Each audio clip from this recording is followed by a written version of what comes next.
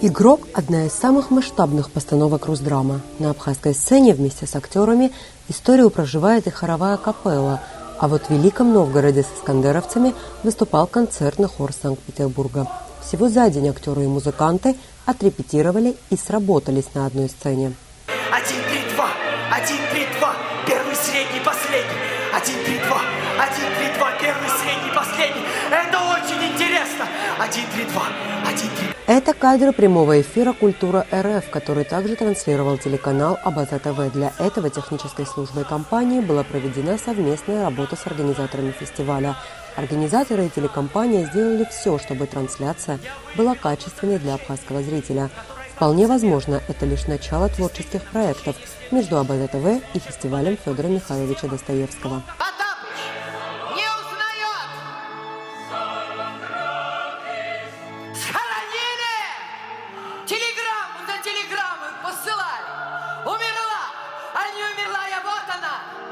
Живехонька! Помилуйте, Антонида Васильевна! Мне-то вам с чего худого желать? Я только удивился, да и как не подивиться? Так неожиданно, так неожиданно!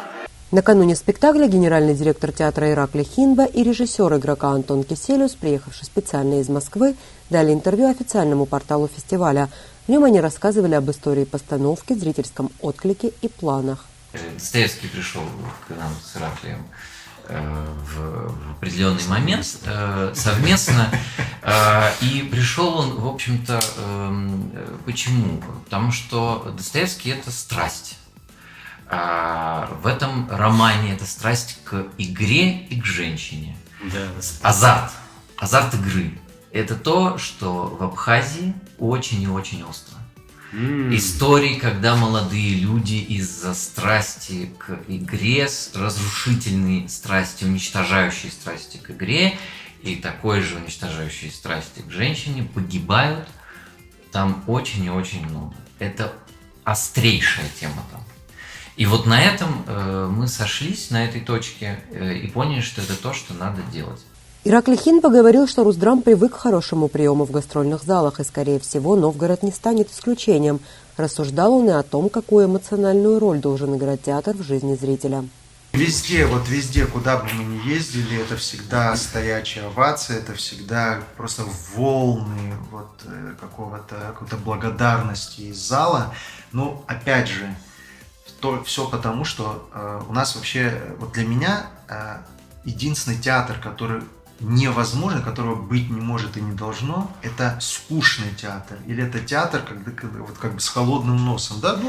Сели, посмотрели спектакль, хорошо, провели вечер, ушли и забыли. Просто культурно провели. Нет, театр должен будоражить, он должен эмоционально воздействовать на зрителя, он должен просто вызывать какие-то очень сильные эмоциональные реакции. Только так можно сегодня заинтересовать зрителя, сделать его поклонником театра. И мы таким образом и добиваемся результата. У нас все спектакли, они просто не могут оставить зрителя равнодушным. Может не понравиться, но это будет активная реакция, а не просто там что-то мы посмотрели, все.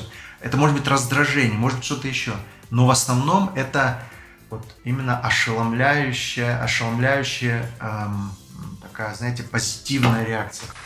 Когда Ираклий Хинба говорил о своих ожиданиях, он еще не мог знать, что на следующий день зал долгие минуты не будет отпускать со сцены артистов, и овации в завершении «Игрока» искандеровцев станут такими бурными и долгими.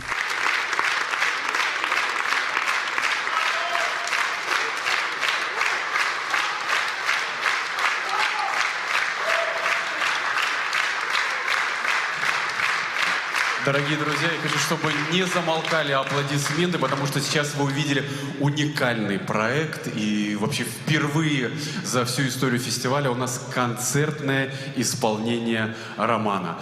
Друзья, давайте еще раз поаплодируем. И от фестиваля мы хотели бы вручить диплом Государственному русскому театру драмы имени Искандера, Сухум, Абхазия, нашим друзьям, которые, несмотря ни на что, нашли возможность быть с нами.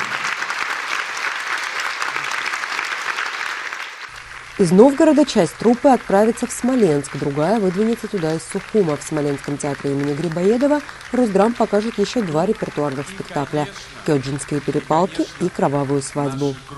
Элеонора Гилаян, Абаза ТВ.